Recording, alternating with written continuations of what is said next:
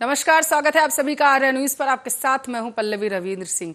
चीन के राष्ट्रपति शी जिनपिंग अपने मुंह मियां मिट्ठू चाहे जितना भी बन लें, लेकिन दुनिया में अगर कहीं चीन का नाम लिया जाता है तो एक से बढ़कर एक विवाद और दाग सामने आते हैं। हाल ही में चीन ने अपनी कम्युनिस्ट पार्टी के 100 साल पूरे कर लिए और अपनी तारीफों में कसीदे भी पढ़ दिए। लेकिन चीन जिस अपनी दागदार छवि को सफेद चादर से ढकने की कोशिश कर रहा है, उसकी परतें हम इस रिपोर्ट में हटा के पूरी तरीके से आपको समझाते हैं।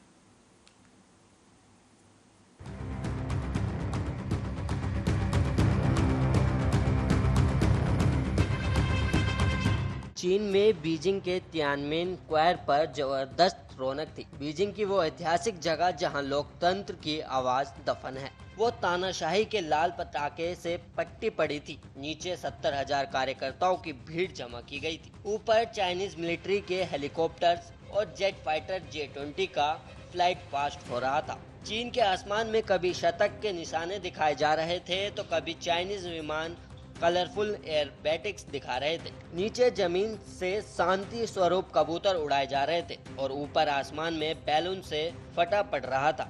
ये किसी मुल्क का नहीं, एक राजनीतिक दल का शताब्दी समारोह था। ये चाइनीज कम्युनिस्ट पार्टी की स्थापना के 100 साल पूरे होने का मौका था। जब एक राजनीतिक दल का जश्न राष्ट्र से बड़ा बन गया, कम्युनिस्ट पार्टी ऑफ चाइना के बुलंद होते पटाखे के पीछे से शी जिनपिंग की आवाज सुनाई दे रही थी। तियानमेन स्क्वायर पर नए चीन के लोग थे। उनका नेता कम्युनिस्ट चाइना की सोशलिस्ट थ्योरी समझा रहा था। पार्टी की सुनो, पार्टी को मानो और पार्टी के आभारी रहो। दीवार पर लटका माओ का फोटो भी सुन रहा था जो जिनपिंग बोल रहे थे। ये चीन तभी है जब कम्युनिस्ट पार्टी है और कम्युनिस्ट पार्टी तभी है जब जिनपिंग है। वही चीन को बचा सकते हैं। 1 घंटे तक चीन के राष्ट्रपति शी जिनपिंग बोलते रहे, लेकिन तालियां तब बजी जब जिनपिंग ने झूठ बोला या ढींगे हाँकी। इसमें कोई दो राय नहीं है कि चाइनीज डिंग नंबर 1 पहले 100 साल में हमने गरीबी हटा दी, अगले 100 साल में सोशलिस्ट देश बनेंगे। चाइनीज डिंग नंबर 2 ताइवान को आजाद नहीं रहने देंगे। चाइनीज डिंग नंबर 3 हांगकांग और मकाओ में फुल ऑटोनॉमी है। चाइनीज डिंग नंबर 4 कोई चीन को धमकाएगा तो वो 140 करोड़ चीनियों के फौलाद से टकरा कर लहूलुहान हो जाएगा। इस पूरे जश्न और समारोह का लबोलुआब कुछ ऐसा था कि जिनपिंग अपने 1 घंटे के भाषण में 1.5 अरब चीनियों को ये समझाने की कोशिश कर रहे थे कि चाइनीज कम्युनिस्ट पार्टी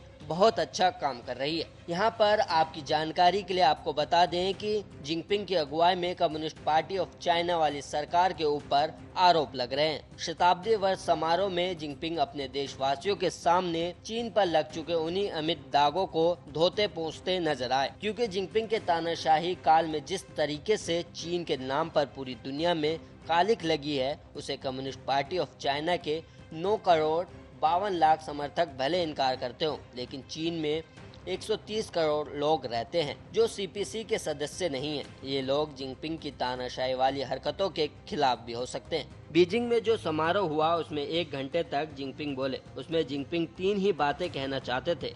एक तो ये कि उनकी वाली कम्युनिस्ट पार्टी महान है, दूसरी ये कि चीन पर लग रहे सारे आरोप झूठे हैं, और तीसरा ये कि वो आजाद ताइवान पर हर हाल में कब्जा करके मानेंगे। अब सोचिए, जिस मुल्क का नेता उसी मन से ये कहता है कि हांगकांग पूरी तरह स्वायत्त है, मकाओ में कुछ थोप नहीं रहे, वही नेता उसी मन से कहता है कि ताइवान को तो छोड़ेंगे नहीं। आप इस मुल्क पर राज कर रही पार्टी की नीति और नेताओं की नीयत का अंदाजा इसी से लगा लीजिए। वैसे जब कम्युनिस्ट पार्टी ऑफ चाइना के 100 साल का जश्न मन रहा था तो लाखों लोग ऐसे भी थे जो चाइनीज कब्जे का दंश झेल रहे थे। चाइनीज कम्युनिस्ट पार्टी की नीतियों का खामियाजा दुनिया भुगत रही है। शी जिनपिंग अपने मुंह मियां मिट्ठू चाहे जितना भी बन ले, लेकिन दुनिया में अगर कहीं चीन का नाम लिया जाता है तो एक से बढ़कर एक विवाद और दाग सामने आते हैं। जिस हांगकांग पर चीन ने जबरन कब्जा कर रखा है, वहां जश्न मनाया गया।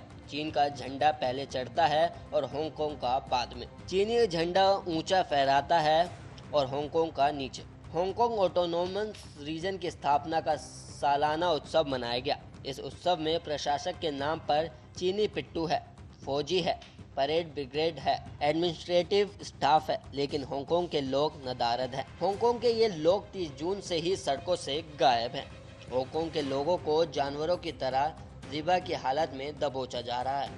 उन्हें बेहोश करके घसीटा जा रहा है। बसों में भर भर के जेल में भेजा जा रहा है, क्योंकि ये लोग हांगकांग पर चीनी अत्याचार के खिलाफ हैं। 1 मई को सीपीसी का शताब्दी समारोह मनाने से पहले चीन ने राष्ट्रीय सुरक्षा कानून के नाम पर हांगकांग के निवासियों पर जो कहर ढाया है, उसे दुनिया खामोशी से देख रही है। दमनकारी कानून के खिलाफ आवाज क्या उठाई? 117 लोग गिरफ्तार कर लिए गए, 64 लोगों पर संगीन आरोप लगा दिए गए, आजीवन जेल में रखने का इंतजाम कर दिया गया। आज हांगकांग वाले वही भुगत रहे हैं जिसका उन्हें डर था। 1 साल से जिसके लिए सड़कों पर जान की बाजी लगाकर प्रदर्शन किया, उस स्वायत्ता को चीन ने दफन कर दिया। जिस हांगकांग में स्वायत्ता शासन था, उस हांगकांग पर जबरन चाइनीज ड्रैगन ने कुंडली मार ली। हांगकांग अब पूरी तरह से चीन के कब्जे में। जिनपिंग की सरकार के रहमो करम पर है। न जाने किस मुंह से राष्ट्रपति जिनपिंग हांगकांग की स्वायत्ता का दावा कर रहे थे, जबकि चंद दिनों पहले चीन ने हांगकांग के अखबार एप्पल डेली का प्रकाशन बंद करा दिया था। एक ऐसा अखबार जिसने हांगकांग की स्वायत्ता को लेकर आवाजें बुलंद की थी। उसके दफ्तर पर अगस्त 2020 से ही छापे पड़ने लगे थे।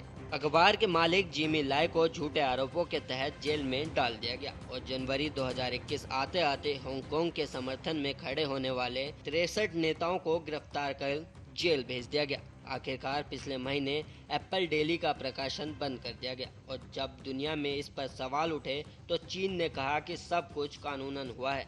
चीन के पापों की चीत्कार दिल्ली में सुनाई पड़ती है।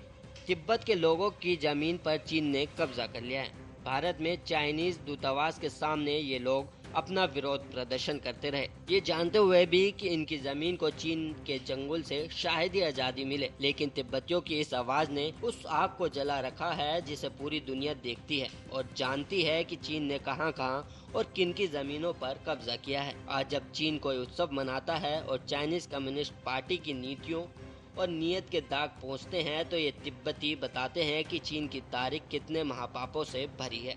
चीन की कम्युनिस्ट पार्टी के कारनामों और करतूतों की चर्चा हो रही है, तो आपको कुछ और बातें बताना जरूरी है। उसमें एक तो ये कि 1920 के बाद चीन में कम्युनिस्ट विचारधारा इतनी तेजी से फैली जैसे कोरोना वायरस फैलता है। मतलब 1921 में चीन में कम्युनिस्ट पार्टी के सिर्फ 50 समर्थक थे और 1925 में उनकी संख्या 1500 हो चुकी थी। दूसरी ये कि आज चीन पर जो राजनीतिक दल राज कर रहा है, उसने चाइनीज राष्ट्रभक्तों से युद्ध करके उनकी जमीन छीनी थी। चांग काई शेक को राष्ट्रवादी दल का नेता माना जाता था। 24 साल के गृह युद्ध के बाद माओ की फौज ने उसी चांग काई शेक को ताइवान खदेड़कर चीन पर कब्जा किया था। तीसरी ये कि चाइनीज कम्युनिस्ट पार्टी की बुनियादी में ही विस्तारवाद का कीड़ा पड़ा हुआ है। आपको बता दें कि माओ की विरासत को जिनपिंग की तानाशाही में चीन आगे बढ़ा रहा है। चीन ने दक्षिण चीन सागर पर कब्जा जमाना शुरू कर दिया है, हांगकांग पर कब्जा कर चुका है, ताइवान पर कब्जे की तैयारी में है।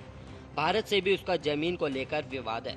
बस इतना समझ लीजिए कि चीन के आसपास 17-18 देश हैं और हर किसी की जमीन और समुद्र पर चीन कब्जे की फिराक में रहता है।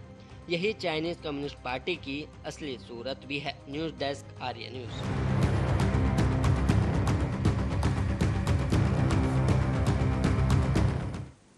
तो वहीं दूसरी तरफ पाकिस्तान के प्रधानमंत्री इमरान खान ने कहा है कि अब जब तक कश्मीर से जो धारा 370 हटी है उस पर कोई साफ बातचीत नहीं होती, तब तक वो भारत से किसी प्रकार की बातचीत नहीं करेगा।